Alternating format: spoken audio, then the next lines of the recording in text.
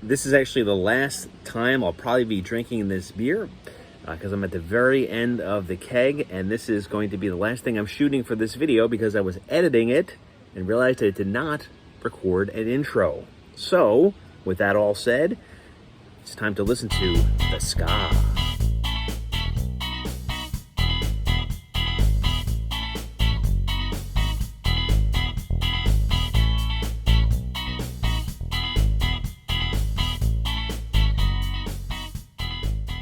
All right, so I guess at first you've already figured out at this point that we are on Brew Day, because I may have just told you that we are on Brew Day. Stupid simple recipe. We're looking at 80% two-row, 20% flaked corn. I have a single charge of German Magnum at 60 minutes, about a half an ounce. And then that's it, and the Voss Kviek yeast. So today is actually the spring equinox is happening. As a matter of fact, we're like an hour and a half away from it or so. I have my kettle going. I'm going to be starting my mash. My strike water actually is going up to it's 158 degrees, and I think it's just about there. So we're going to hop on over there and toss in the mash and see what happens. It will convert starches more than likely, but let's go check it out. All right, so we're adding in the flaked corn and the two-row. My strike temperature is about 158 degrees. I want to steep at 152 degrees for 75 minutes. So it's going to be, again, don't have to worry about step mashing. I do have to worry about planes overhead, apparently. Maybe they're celebrating the spring equinox at the same time as we are, I don't know. Can you stand a plane on its head? If it had a head on the spring equinox, like you can an egg. By the way, that's a myth, for the record. So I'm just slowly getting in here. I don't want to get any dough balls.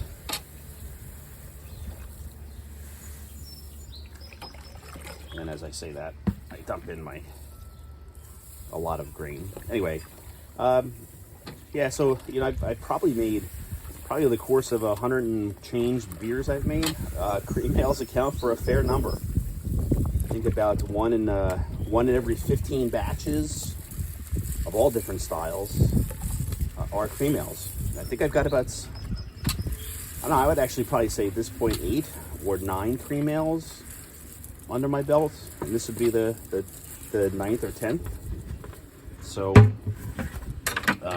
needless to say, I enjoy cream ales, and I also, you can't really find them anywhere, with the exception of like Genesee.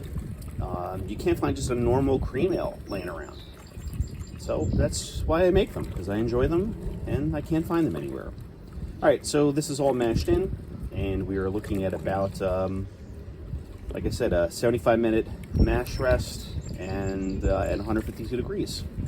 All right, we finished up our 75-minute mash. I also did a mash out for about 10 minutes at 168, so it's time to get this grain out of here and to get the boiling. I just want to show you what kind of a beast this yeast is. So we've dropped now since I pitched 6 hours ago, roughly 7 points in gravity, give or take. This is bouncing around a little bit, only because I opened up the lid, and that's what's shaking the tilt around a little bit, but there you have it. It's already going along. Yeah, so we're 28 hours out of this fermentation process, and I think we're done. Yeah, 28 hours. Let's take a look at what it looks like. There was a little bit of a mess. I'll show you. Here we are at 96 degrees, 10:04. It was bouncing between 10:04 and 10:05. As a matter of fact, it's actually still fermenting a little bit, so I'm going to let it go a little bit longer. There was a bit of a mess this morning. I had to take a new airlock in there, do a quick wipe before I had to go to work. And yeah, there we have it. So this is 28 hours in. It is evening on day 4 after fermentation. It looks like everything is settled down to 1.003. and I've got no activity in my airlock. And it's been this way for about a day, so I'm going to guess that fermentation is done. So now I'm going to cold crash this beer, probably for about a day. So here we are. It is 5 days later. Pretty quick turnaround time, I have to say. The beer fermented out in 3 days. I took a day to cold crash the beer, and then I took 18 hours to carbonate it. So here we are. This is the beer in question. It smells like beer, but I wasn't expecting a whole lot as far as aroma is concerned because I put no hops in and late addition or dry hop. It's obviously not clear at all, which is okay. I'm all right with that. A guy just drove by with a fender half off. But anyway,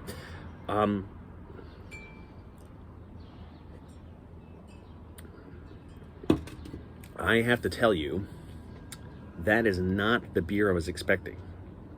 I was expecting, I guess maybe because I've typically used the Kviek Hornendal strain, which has those orange flavors, and this dry pack I had of yeast was the Voss strain. I gotta tell you that this beer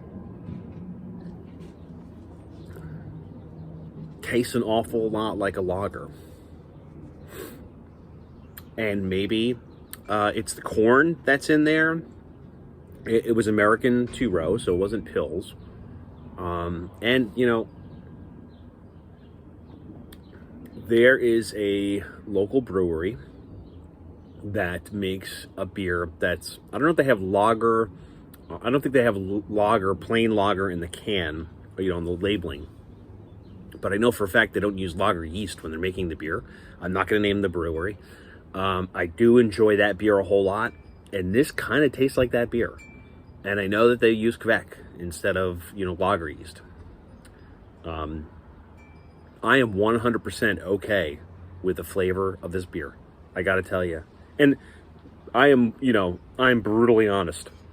You've seen my videos. I joke around, self-deprecating humor. I admit if beer that I make is bad. But this beer, it's pretty good. I would certainly not think it was a cream ale, although I guess in the legend of cream ale, you know, when the Germans came to America, they didn't have the caves to lager the yeast in, so they used ale yeast, and they kind of invented cream ale.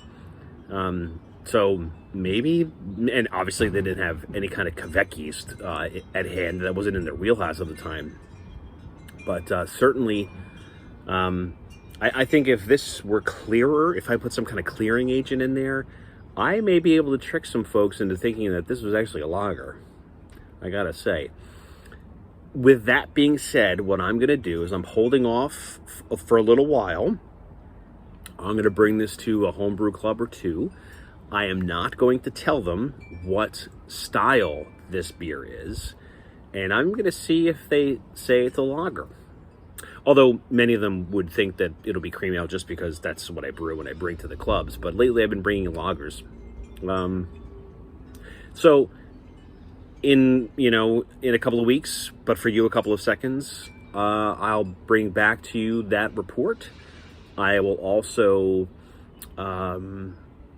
give you the details of, you know, what I put in the beer and the whole process. But again, it was, I pitched on Sunday.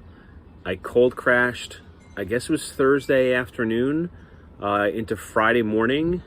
And then Friday afternoon, I kegged the beer. And then Thursday night. So I guess it would have been Wednesday. Wednesday, I cold crashed. Thursday, I kegged. And then Thursday night, I put it on to force carb it for about 18 hours. And it's about 3 o'clock Friday afternoon. Well, actually, at this point, it's past that. But that's when I took it off the gas, around 3 o'clock. So, yeah, that turned out pretty well as far as I'm concerned. And like I said, we'll see what happens. We'll see what other people think. And I will be 100% honest. I'm not going to, I've got nothing to hide. I'm just a home brewer. I'm not trying to, you know. So we'll see what happens. In the meantime, I'm going to be drinking this because I kind of like it. So I'll see you, I guess, in a few seconds or less. Through the magic of editing, we are now here 71 days since I last spoke to you. In the meantime, I have done as promised that I did just a few seconds ago, or 71 days ago. I brought these to 2 homebrew clubs and a brewery. The first place I went to was the brewery, not the brewery that I mentioned earlier in the video. I gave it to 2 of the folks who run the business, a bar manager, and then a guest who was there who I happen to know. Asked a question, ale or lager? And 2 people said lager, 2 people said ale. Although one person did say, I'm just gonna guess because I'm not good at that. Fair enough.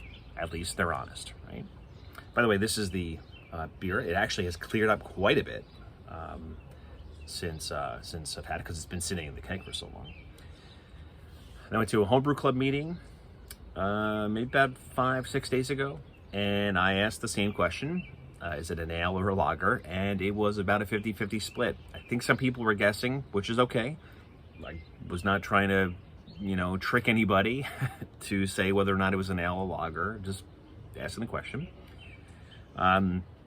Although there were comments about the sweetness of it, and I think that has to do with the addition of the corn. I think also, as I mentioned before, I think the malt had something to do with it as well. Then I went to another homebrew club meeting just 2 days ago, asked the same question, much smaller group, and 50-50. Funny enough, though, we had just before we had this beer, there was somebody who shared a beer that had the Voss strain, like this has, and it had a similar flavor.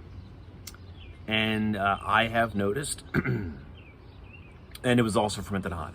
I have noticed that there are, especially Hornindal, with Voss, I'm getting that certain Voss flavor of Kviek. I think I would have to have the beers back to back to recognize in my palate that it's the same strain of yeast. With Hornindal, I think I could tell, because I've had so many beers with Hornindal in it. I think I could tell that it's made with Hornindal yeast. That is not a bad thing. It's just something I get, and I still make beers, and meads actually are very good with Hornindal because of that kind of orangey type of thing going on. Anyway, getting back to this, maybe if in that last homebrew club meeting, we didn't have the Voss beer before, different style too, Voss beer, then maybe people would not have realized it. That person also fermented it hot. I managed to get this up to about 101 degrees, which is quite. When I first started homebrewing, I would never. You would have ruined a beer if you fermented it at 101 degrees, right? For all you folks out there who've been homebrewing for a while. Quick wrap up.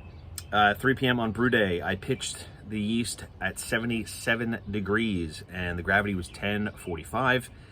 At 7 p.m., so just 4 hours later, the gravity started dropping. It was at 87 degrees at that point. At 2 o'clock the following morning, so that would be 8 hours later, the temperature got to be 101 degrees. Average fermenting temperature, 87. It dropped down to 1004. And so this beer, this delicious beer, is 5.5%. So a very warm ferment. If you want to try to ferment with Voss and you want to kind of get into ale-y lager, see, I'm messing myself up. You want to get into some lagery style beers, you may want to try this if you have access to the right fermentation chamber to get that thing jacked up, because you need it warm to produce this. I don't know what it would be like if you fermented it cool. You could try that as well. Put in the comments how you've had any experience with Voss. It is getting warmer here since it has now been, it's unofficially summer, but it's 77 days since I last spoke to you, or 71 days since I last spoke to you.